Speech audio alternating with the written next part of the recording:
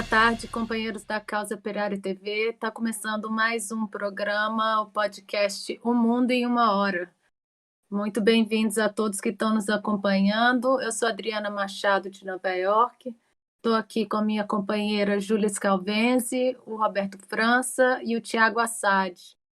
A gente vai falar hoje mais um pouco sobre a Ucrânia e a bipolarização que está acontecendo no mundo por causa desse conflito. Mas antes eu queria lembrar todo mundo de curtir o nosso canal, se tornar membro. Queria agradecer a todos que se tornaram, que assinaram o canal Internacionalismo. A gente chegou a 1.500 assinantes nas últimas semanas, mas queria continuar a pedir para todo mundo divulgar o nosso canal. A gente está colocando muitos vídeos diariamente sobre o conflito e outras coisas que acontecem no mundo também. Queria lembrar também a todo mundo que hoje a gente grava o podcast no domingo, mas ele vai ao ar na segunda-feira, então 14 de março. A gente está começando hoje, mais tarde, a Universidade Marxista, o primeiro módulo da História do Brasil, com o nosso professor Rui Costa Pimenta. Então, quem ainda não fez a inscrição na universidade, vai lá no site universidademarxista.pco.org.br. Começa hoje, está todo mundo muito animado, vai poder fazer perguntas, vai poder acompanhar, ver depois, quem não puder assistir na hora. Então, não perca, vai lá fazer sua inscrição e encontra a gente hoje à noite na Universidade Marxista, História do Brasil, uma análise marxista da nossa história. Então, hoje a gente vai falar um pouco, fazer uma análise do que está acontecendo na Ucrânia. A gente já falou aqui em vários programas, no canal Internacionalismo e na Causa Operária TV, que a Ucrânia sofreu um golpe imperialista em 2014. Os Estados Unidos, através da NED, da USAID, dessas instituições, dessas ONGs, causaram uma manifestação colorida que acabou na Praça de Maidan com a queda do governo, e o Zelensky, que era um comediante, acabou sendo colocado como presidente. E enquanto isso tudo acontecia, o imperialismo financiava os nazistas, que começaram a atacar o Donbás, os russos no Donbás. Foram 8 anos de ataque desde 2014. Os russos no Donbás, que é aquela parte da Ucrânia mais perto da Rússia, sofreram forte ataque, e enquanto isso também os Estados Unidos, através da OTAN, dos países da Aliança do Tratado do Atlântico, estenderam a OTAN por vários países ali perto da Rússia, levaram muitas armas, mandaram $1 bilhão em armas para a Ucrânia nos últimos tempos, o que causou a reação da Rússia, uma ação militar que começou no dia 24 de fevereiro. Então, isso já foi muito explicado. O que a gente quer falar hoje, além de dar as últimas notícias do que tá acontecendo, a gente queria fazer uma análise mais profunda sobre o que está acontecendo no mundo com esse conflito. Falar um pouco sobre essa polarização entre o imperialismo e a resistência ao imperialismo. Então, eu queria começar falando um pouco das últimas notícias. A gente viu que a propaganda dos Estados Unidos está realmente muito forte contra a Rússia, uma propaganda racista, xenofóbica e de censura, né? A gente viu aí o RT, o Sputnik, vários canais russos sendo censurados no mundo inteiro, uma coisa que a gente não via nas nossas vidas, acho que a gente nunca tinha visto uma censura tão forte no mundo inteiro, ter esses canais cancelados. Também uma propaganda de que a Rússia é o todo mal que tem que ser combatido, que o Putin é o Hitler, o pior, e que depois que a gente descobriu, o mundo descobriu que os Estados Unidos tinham laboratórios de armas biológicas na Ucrânia, começou uma campanha, igual quando começou antes da guerra, a campanha era a Rússia vai atacar, a Rússia vai atacar. Quando a Rússia anunciou que achou esses laboratórios de armas biológicas, começou essa mesma propaganda de que a Rússia vai atacar com armas biológicas. E parece que já tem algumas notícias sobre isso desenvolvendo. E também falar da reação dos outros países, como que o resto do mundo está vendo essa situação. O Roberto tem informações sobre esse suposto ataque de armas biológicas de fósforos que aconteceu ali na região. Qual que foi a região? Foi no Donbás, né? Sim, a região do Donbás, as milícias que são recrutadas no mundo inteiro, né? Então, Adriana, os mais famosos aí, que ele já está incorporado ao Estado, né? Praticamente a estrutura do Estado, o Batalhão Azov, que a sede dela ali é Mariupol. Na verdade, eles recrutavam inclusive os tártaros do norte, né? Que é um outro grupo muito conhecido da região, que são dissidentes da Crimeia, né? E são mais nacionalistas no sentido europeu do nacionalismo, que é um nacionalismo, né, burguês e xenofóbico, né, chauvinista. Nesse caso aí a gente tem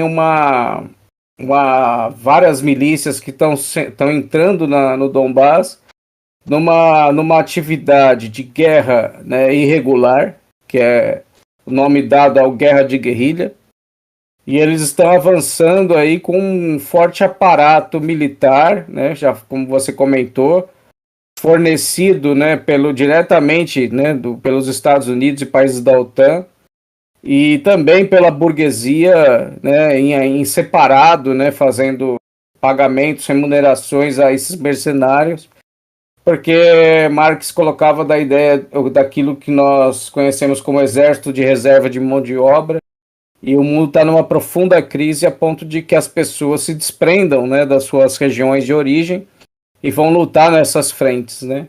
E diferentemente daquilo que acontece, né, no caso da Rússia, como uma guerra chamada de guerra cirúrgica, né, nas linhas de batalha, procurando estabelecer, né, o controle de regiões na Ucrânia para evitar um ataque ao próprio país, né, e aí, como você disse, né, pegar assim a parte leste da Ucrânia, se a gente fazer uma divisão ali transversal, a gente vai ter a Nova Rússia, né, o povo novo russo que tem sofrido aí muito desde que ocorreu vamos dizer assim, a separação, né, das repúblicas, e a separação foi por causa do nazismo também, né, diferentemente daqui no caso a Constituição brasileira proíbe aí a separação, né, o separatismo. Lá não, lá é uma situação sui generis por causa do nazismo, já estava impregnado desde a Revolução Laranja, né. Mas esse ataque aqui foi um ataque químico, né, de forças, né, ucranianas, né, que lançaram fósforo branco, né, na região de Severodonetsk, perdão, Severodonetsk. Então ali ocorreu um ataque, então os moradores sentiram um cheiro forte, né, parecia cloro na região, né, e esse fósforo branco é uma arma química muito poderosa, né. comparável aí com a agente laranja, né? Pela forma com que ela queima o corpo das pessoas e como ela acaba produzindo um mal muito grande para o organismo, né? Então, assim, é um lançamento sem nenhum tipo de preparo nenhum e é feito por milícias bastante armadas. Só finalizando, passar para os companheiros, né, fazer os comentários, né? Eu também tinha falado isso outra vez. Essas pessoas estão, elas não têm nenhum preparo, elas estão sob efeito de entorpecentes também. Isso foi divulgado pela RIA Novosti, né, que é uma das agências de notícias da Rússia. E isso aí é algo muito que o mundo tem que estar muito atento sobre isso e tem que estar alerta sobre essa situação aí. E essa é a fachada do nazismo, finalizando essa parte. É a fachada, porque o nazismo ele é mais profundo ainda. Aqui nos Estados Unidos, a notícia que eu tenho, se eu procuro no Google, todas as notícias é que foi a Rússia que atacou com fósforo. Então, acho que o que a gente está vendo é isso, né? Essa censura dos canais russos, por exemplo, o ataque da maternidade em Mariupol. Aquele ataque, eu acho que quem tiver interesse de ver, é muito claro que o hospital estava vazio, estava ocupado por nazistas, e apareceram alguns civis lá para fazer uma produção fotográfica, porque, inclusive, eles estavam entrevistando a mulher que fez aquelas imagens da mulher grávida, e é uma mulher que trabalha para a embaixada americana, para as ONGs, e você viu 5 pessoas que apareceram ali nos destroços e eles falaram que eles estavam no hospital. Cadê o resto do pessoal do hospital? Cadê as outras fotos? Não tem, são só aquelas ali bem produzidas. Mas a Rússia desmentiu e logo depois veio a censura e eles voltaram. Aí mostraram a mulher com o filho, salva do ataque russo. Então, e agora tem essa campanha muito grande de falar que os russos estão atacando civis, né, Bachar? Tem até um vídeo que você queria comentar, um vídeo que, inclusive, a gente está postando no canal Internacionalismo do Coronel dos Estados Unidos, Douglas McGregor. Então, esse vídeo é interessante porque ele meio que fura a bolha, assim, né? Esse coronel, ele é um coronel já da reserva, não está mais nativa, e ele, muito tranquilamente ali, ele fala, desmente as loucuradas aí que o imperialismo vem divulgando.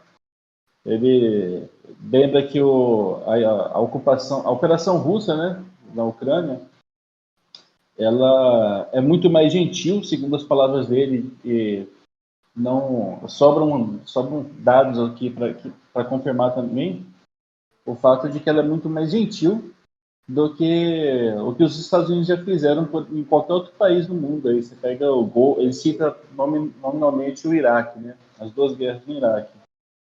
Mas qualquer outra operação militar dos Estados Unidos, em qualquer outro tempo, espaço que você queira considerar, ela vai ser muito mais agressiva do que a operação desencadeada aqui pelos russos, né? Esses conflitos que estão se desenvolvendo na Ucrânia, porque não é também existe um interesse político também, né, do governo russo em liquidar os inimigos de verdade nesse sentido. Quando Putin fala que é uma operação de desnazificação, ele não tá usando de eufemismos. O interesse aqui da Rússia é realmente esse. Isso fica muito claro quando a gente vê, por exemplo, o fato de que é uma guerra que tem um número muito pequeno de baixas, considerando os exércitos envolvidos, né? A operação toda da Rússia, ela visa a gente vê isso muito quando vê o mapa é sempre interessante olhar o mapa, né?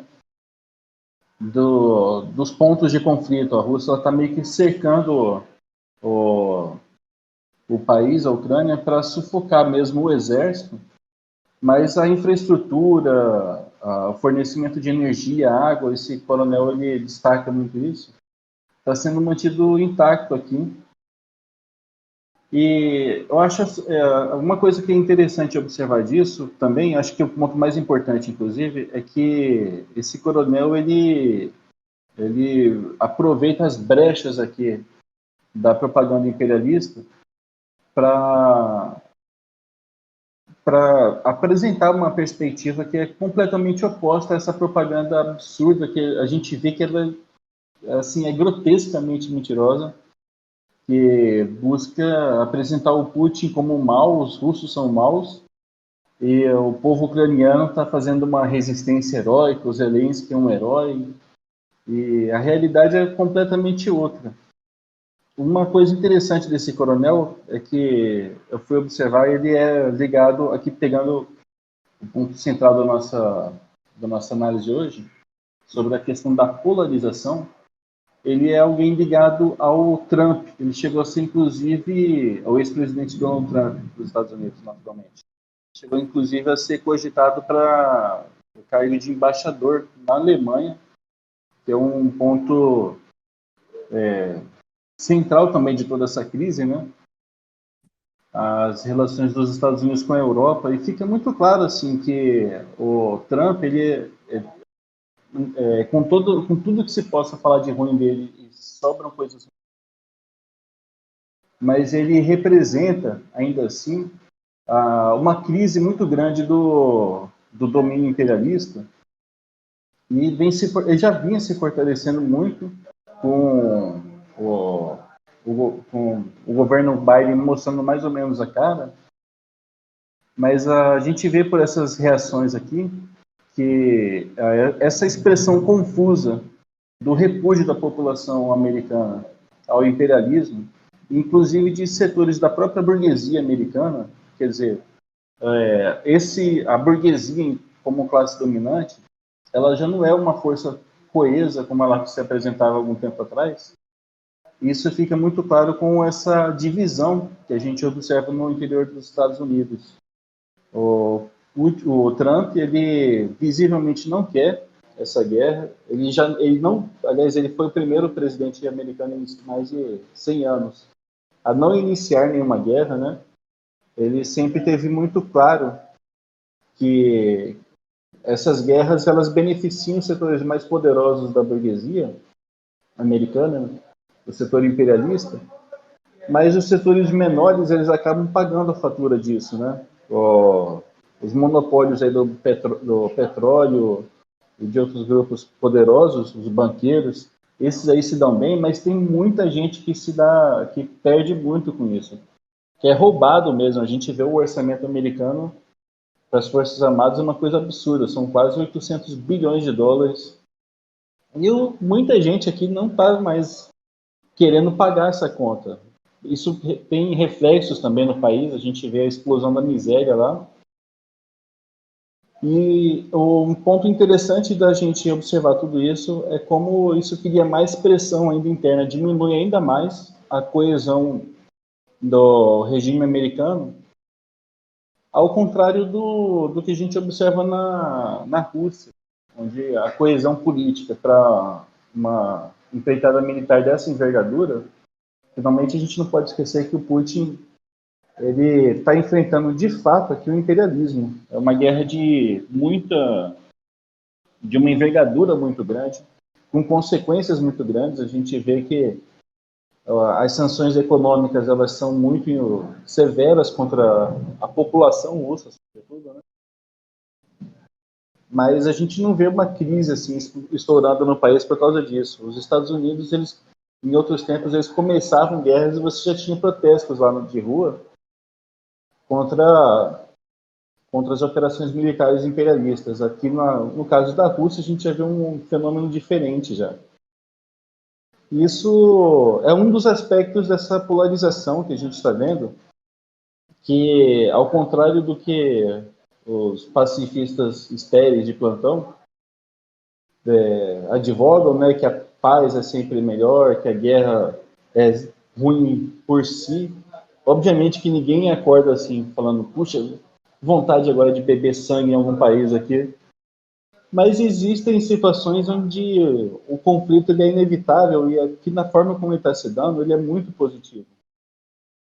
A própria crise interna nos Estados Unidos que esse conflito está produzindo, ela é muito positiva para a gente. Um dos encaminhamentos aqui que a gente está vendo que essa situação toda que está produzindo é justamente, por exemplo, um relaxamento aqui da pressão imperialista contra a Venezuela.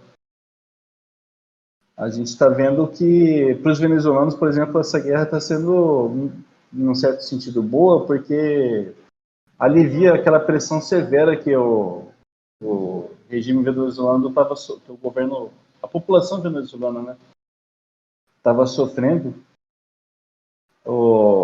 Já existe essa aproximação para para suprir o consumo americano de petróleo através da Venezuela.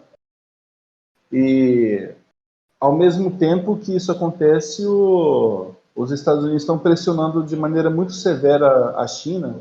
Amanhã, na segunda-feira, quer dizer, no dia que esse podcast vai ao ar, o Conselheiro Nacional de Segurança o Conselheiro de Segurança Nacional dos Estados Unidos, Jack Sullivan, tem um encontro aqui marcado com um diplomata chinês.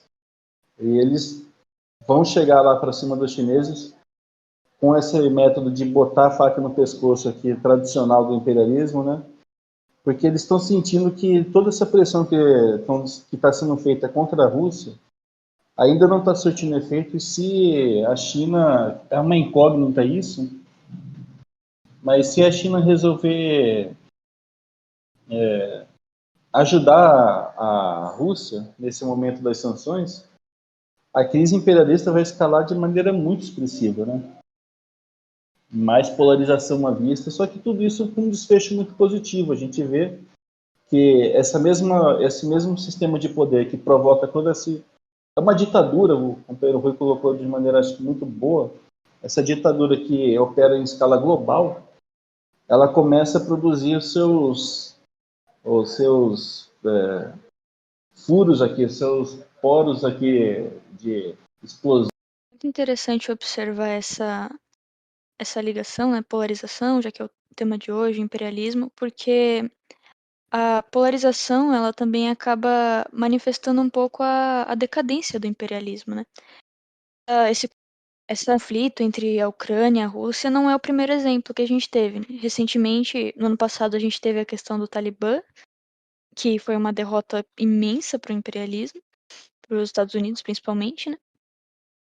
A gente teve também, ao longo do ano passado e nesse ano ainda, os protestos contra o passaporte da vacina, né, lá no Canadá, por exemplo. Nesse ano teve a questão dos caminhoneiros no Canadá, você teve diversos protestos, principalmente nos países europeus, mas de certa forma no mundo inteiro. E eles, como dito antes, um exemplo da decadência do império, né? Se a gente for olhar no conflito agora, da parte do imperialismo, essa guerra está sendo majoritariamente uma propaganda. A gente viu os Estados Unidos, principalmente, ameaçando a Rússia lá no começo do conflito, né?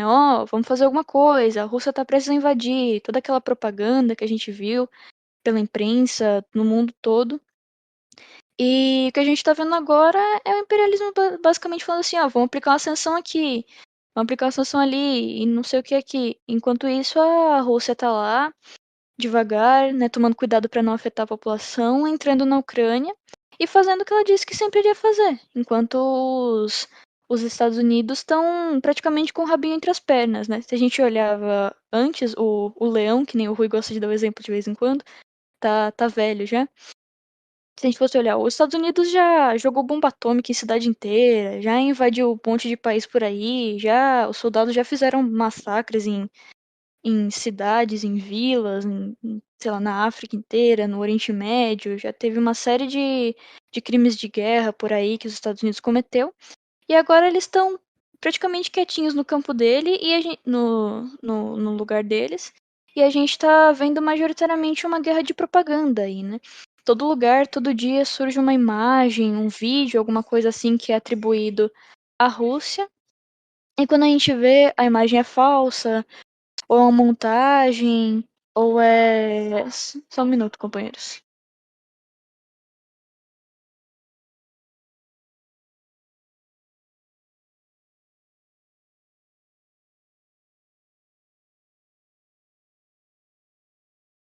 Vou cortar essa parte do carro com sertanejo aqui, Adri.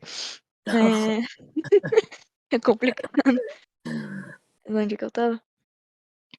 É, Da parte da propaganda.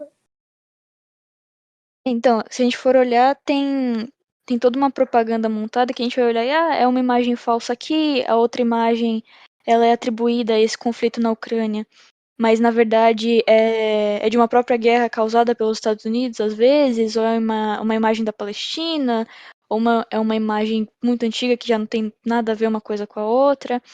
Então, a gente vê todo esse movimento que também tem a ver com a questão da polarização, né? Porque, por exemplo, a nossa esquerda, assim como a gente falou no programa passado, ela tá caindo muito nessa propaganda e ela tá mostrando a verdadeira face dela, né? Então, toda essa propaganda, essa polarização tá servindo para isso também. A gente tá vendo parte da esquerda apoiando o imperialismo, apoiando a OTAN, caindo nessa propaganda, às vezes por inocência, às vezes por má fé, a maioria das vezes por má fé. É, e é muito interessante. E nesse caso, a polarização é muito positiva, porque a gente consegue ver quem tá de que lado. A gente vê outro exemplo, é a própria terceira via, né? Que o pessoal vai comentar aí depois. Que o pessoal diz, não, é o meio entre os extremos. Não, a gente vai ver aqui um meio termo que vai ser aceitável e que na verdade a gente só quer levar o Brasil pra frente, não tem essa coisa aí extremista, nem nada a ver. Mas quando você vai olhar, na verdade, essa terceira via, que se diz o Dória, sei lá, até o Ciro, eles, na verdade, são os fascistas, né? É o pessoal que tá apoiando a OTAN, apoiando a Ucrânia, e a polarização serve para mostrar tudo isso. E é o PSDB que dá ração para o povo comer, desaba, destrói prédio com gente dentro. São os fascistas de verdade. E a propaganda do imperialismo é uma propaganda desesperada, né? Eu acho que a gente vê também que é que mostra o declínio, que é o desespero da propaganda, que são mentiras deslavadas. Eu acho que eles nunca imaginaram essa tática do Putin de ter uma ação militar sem mortos, que é o que os Estados Unidos só conhece, a devastação total, né? Chega atirando, matando criança, atirando em ponte, infraestrutura, destrói tudo. O E Putin fez. disso, um parênteses, e disso tem prova, né? O pessoal expõe, tem prova, tem vídeo, tem foto, isso efetivamente tem. Pois é. Então, eu acho que eles não estavam esperando essa ação do Putin, que principalmente nos alvos militares, que não ataca civil, e isso está causando dificuldade para eles nessa propaganda mentirosa e descarada. Então, por isso que eles tiveram que aumentar a censura, né? Essa censura é uma coisa de ditadura autoritaríssima. É uma coisa que a gente viu na ditadura do Brasil. É uma Rede Globo mundial impedindo qualquer outra voz, né? E, e a gente vê que vai ter pressão na China, por exemplo, eles já começaram as histórias sobre os uigures na China, que são os islâmicos na China, falando aquela mesma história, né, de direitos humanos e tal. Então, tem essa conversa de todos os países que não se alinham à Venezuela, a Nicarágua, a China, Cuba, tem essa pressão pelas ONGs, né, de tentar desestabilizar, e tem a propaganda, e é uma propaganda desesperada. A gente vê que o orçamento do Biden, que ele fez propaganda no mundo inteiro, falando que era o próximo presidente do povo, que ia criar um orçamento para o povo, eles tiraram 15 bilhões, 14 bilhões, tiraram 15 bilhões do orçamento e vão dar do orçamento da Covid, que está voltando agora com mais uma onda da Omicron, a variante nova da Omicron. Eles tiraram 15 bilhões do orçamento e resolveram mandar 14 bilhões de dólares para armar a Ucrânia. Então, isso vai causar as pessoas aqui dos Estados Unidos vão ficar revoltadas, né? Já estão revoltadas, vão ficar ainda mais revoltadas. E tem essa coisa da polarização, todo mundo que está do lado dos Estados Unidos, que eles se auto-intitulam eixo do bem, a gente vê a Arábia Saudita aí matando 81 pessoas em um dia, dissidentes, já mataram jornalistas, a gente vê as notícias de Israel todos os dias, que eles tentam esconder, né? O nosso papel é divulgar essa verdade que eles tentam esconder com a censura e as sanções de isolar a Rússia e todos os países que acompanham na resistência, né?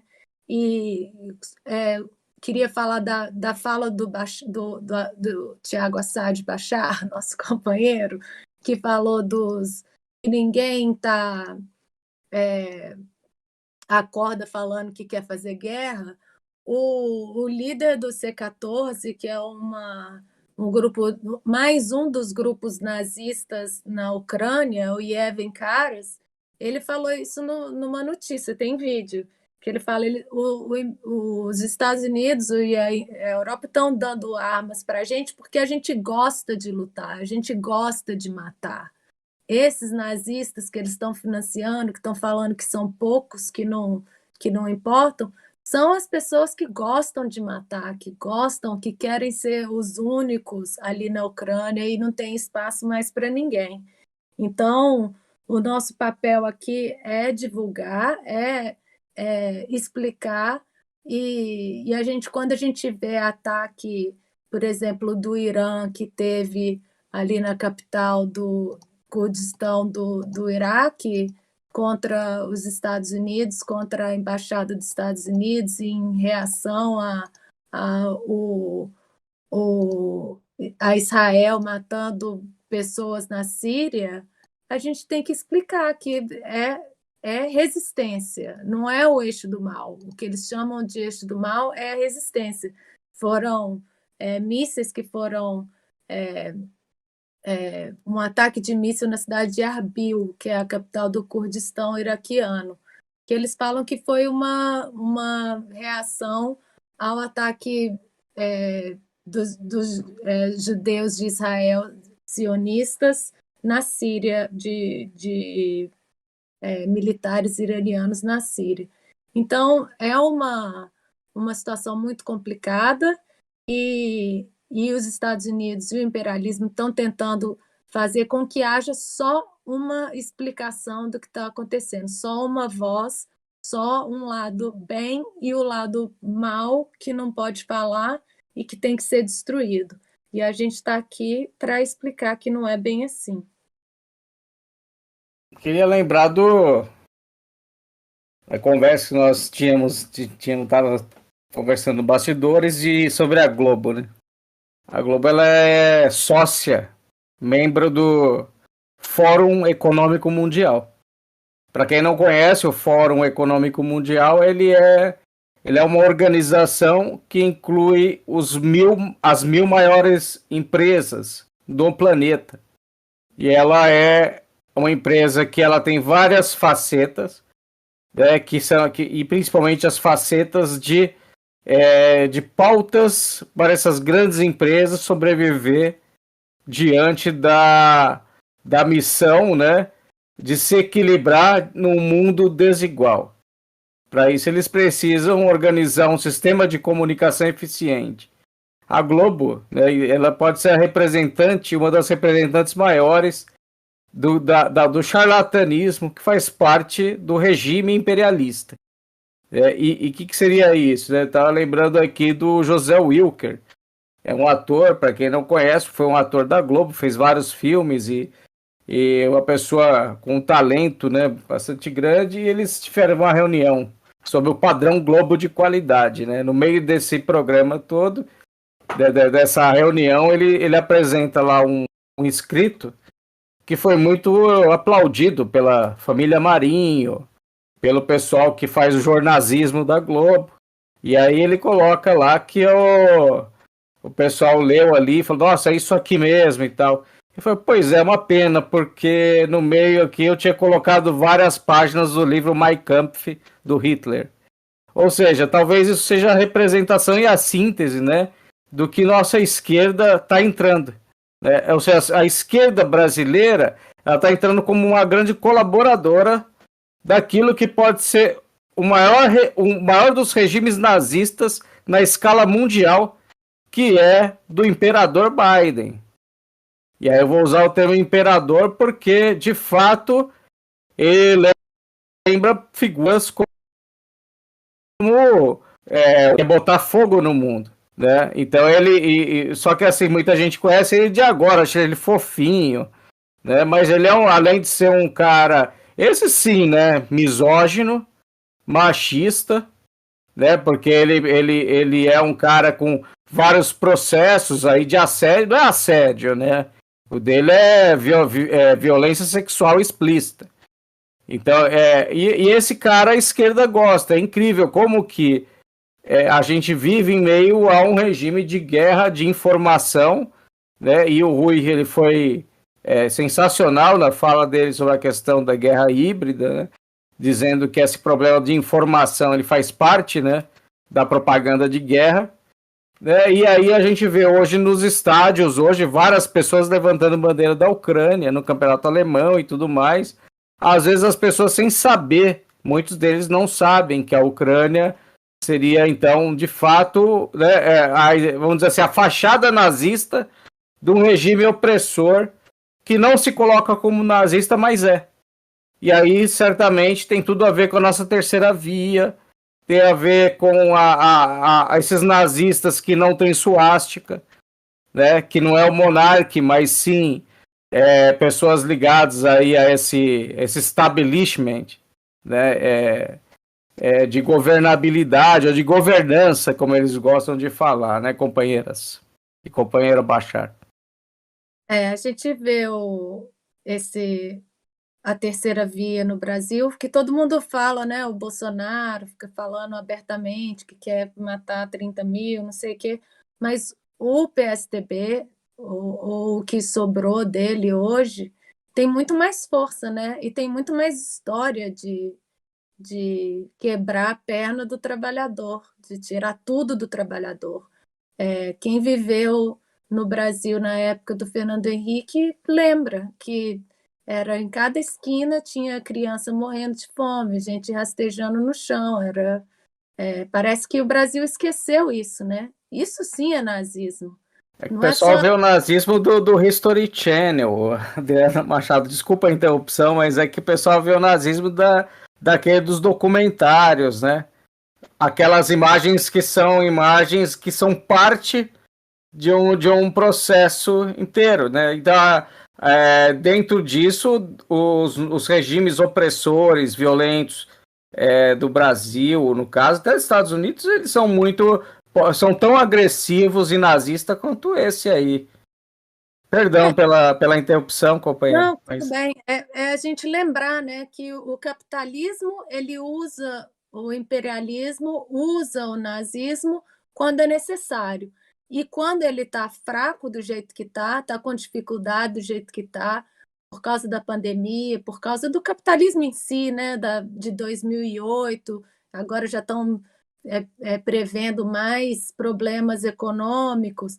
São esses momentos que eles usam do nazismo para, à força, manter a população escrava, né? Quando está tudo bem, aí não precisa, aí finge que é democrata, fala somos os democratas, mas quando complica, por exemplo, a Rússia e a China estão tomando o mercado, estão crescendo, aí eles vêm com o fascismo, com o nazismo, com as mentiras, com as guerras, para impedir isso, para continuar sua dominação, né? Mas a gente vê que essa situação da polarização que está acontecendo, ela acaba sendo boa porque as máscaras caem e o povo que está sofrendo, ele começa a se mover. Então é por isso que a gente fala, toda a evolução vai ser sofrida, vai ser sangrenta, porque o imperialismo nunca vai deixar o trabalhador sair da situação de escravidão sem luta. É por isso que a gente vai ter que lutar. Não é porque a gente quer, não é porque a gente acha legal a guerra. É porque é o único jeito da gente sair da escravidão que a gente vive. E agora, com essa polarização, as pessoas vão percebendo quem que está do seu lado, com quem que a gente vai lutar e com quem que a gente vai ter que lutar contra. Então, a esquerda do Brasil tá nessa linha também, né? As pessoas estão vendo quem é que está do lado do Lula nesse momento. O povo todo está do lado do Lula. Qual parte da esquerda que está com o Lula? É o PCO e alguma parte do PT. Então, o povo está vendo quem que está do lado, com quem que a gente vai lutar, com quem que ele pode contar.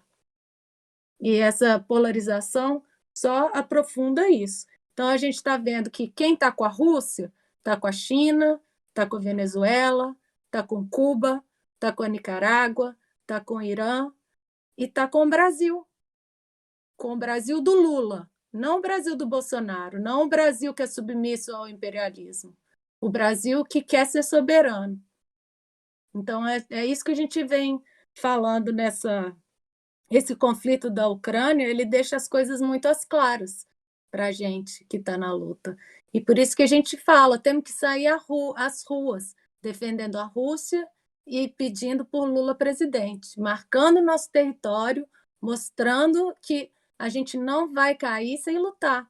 A gente tomou um golpe aí no mesmo tempo que a Ucrânia tomou o golpe. A gente não lutou. A gente vai tomar outro golpe sem lutar? Nesse ano de eleição? Eu acho que não. Eu acho que a gente vai lutar muito. Por isso que é a questão de Donetsk e Luhansk. Eles separaram, inclusive. Isso é luta. Resistência não é essa resistência que o pessoal fica falando, fazendo mãozinha, ciranda. Isso aí não tem nada de resistência. Eles estão colaborando com o regime.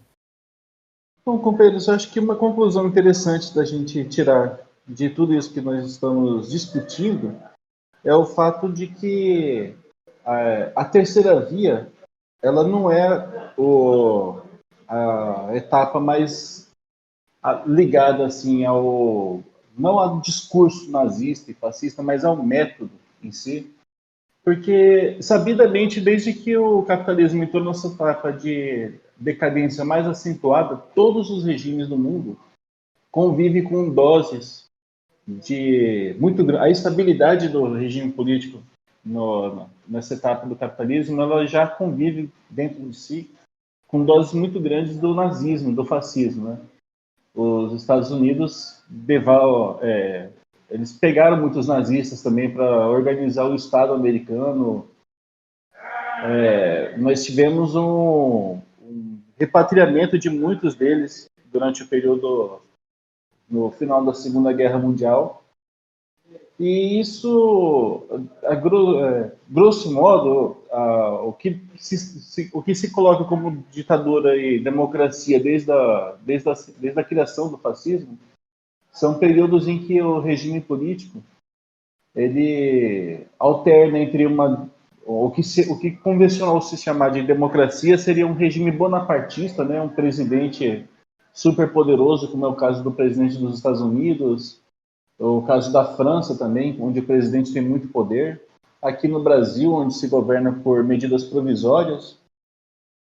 Esse aí seria a democracia, e o fascismo seria o momento em que o regime político ele perde essas máscaras e se mostra como ele realmente é. E nesse momento a gente está vendo uma forte tendência da ditadura global do imperialismo a se mostrar como ela realmente é, e provocando, por outro lado, claro, uma perspectiva dialética aqui da coisa, provocando uma reação também muito forte. A gente está vendo traços dessa reação nos Estados Unidos, existem traços aqui no Brasil também. Acho que aquela pesquisa que a Jovem Pan, uma enquete, né, que a Jovem Pan fez, que já foi muito comentado, ela é muito ilustrativa de como que está se desenvolvendo essa situação. Apesar de todo esse controle, que é gigantesco, você ainda tem uma indisposição muito grande da população com esse mecanismo de controle. O que o imperialismo mais quer nesse momento, sem a menor sombra de dúvida, é acabar com distensionar essa crise, né? Isso fica muito evidente também pegando aqui o nosso lado através do próprio uso que se faz da esquerda para difundir a propaganda imperialista de que não se pode apoiar os russos, de que a russofobia, né, a xenofobia contra os russos, ela é uma coisa aceitável. O Facebook, por exemplo, pode estimular isso à vontade, não se critica isso, mas o ponto fundamental que nós estamos vendo é que isso provoca, sim, uma reação da população, e isso é muito positivo. Isso mostra que a população, de modo geral, seja nos Estados Unidos, seja no Brasil, em diversas partes do mundo, não está disposta, quer dizer, ainda é um começo, né, da situação, mas ela está cada vez menos disposta, primeiro, a confiar nesses órgãos de manipulação da realidade, da mentira, né? E segundo, em confiar também nos seus próprios governos, o que é uma coisa muito positiva, porque a gente está vendo também, por outro lado, que as respostas do imperialismo com isso, elas são completamente sem pé nem cabeça, e elas acabam aprofundando também essa crise, essa onda de censura aqui em massa. A gente vê isso como uma resposta à dificuldade que estão tendo de controlar a opinião pública. E essa censura em massa, por outro lado, vai gerar consequências. Nos Estados Unidos, a gente vê o fortalecimento cada vez mais expressivo dessa direita ligada ao Trump. E isso é positivo, sim. Não o Trump, claro, ele não é positivo, mas a polarização é positiva, sim, na medida em que ela indica que os escravos não estão mais aceitando a escravidão, benevolência quanto os proprietários de escravos gostariam, como a classe burguesa gostaria, né? Isso fatalmente vai ter um desfecho positivo para nós, porque a classe trabalhadora finalmente ela é muito mais numerosa, e a partir do momento em que ela se põe em marcha, ela é também muito mais poderosa do que qualquer outra força política existente na sociedade. E Vai, Júlia. Para encerrar, porque deu o nosso horário, eu queria lembrar pro pessoal, já que a gente acabou falando bastante de imprensa também nesse programa, queria lembrar pro pessoal que, diferentemente de boa parte dos meios de imprensa de esquerda brasileiros, a gente está cobrindo esse conflito entre Ucrânia e Rússia. Todos os dias saem matéria no Internacionalismo, saem matérias no DCO, exclusivas, de última hora. E na CO TV também, a gente está tendo um plantão aí praticamente todos os dias com o companheiro Eduardo Vasco, que está sempre tentando atualizar a gente com os mais recentes acontecimentos, desmentindo as mentiras da imprensa burguesa. Na semana passada, inclusive, a gente teve uma entrevista com o ucraniano, uma entrevista exclusiva, então o pessoal procura aí, procura se informar, porque é muito importante, né? É bom a gente saber as posições do imperialismo, mas a gente precisa também entender a visão marxista da situação. Então, procurem, se inscrevam no canal Internacionalismo, vamos crescer. Mandem superchats aí que a gente lê no próximo programa. Mandem na CA TV também, que é muito importante. Tornem-se membros e Lembrando mais uma vez que hoje começa o curso de História do Brasil, que acaba também sendo importante porque a gente vai eventualmente tratar sobre soberania, né? É isso aí. E na semana que vem a gente está de volta com mais um O Mundo em uma Hora. Valeu, companheiros.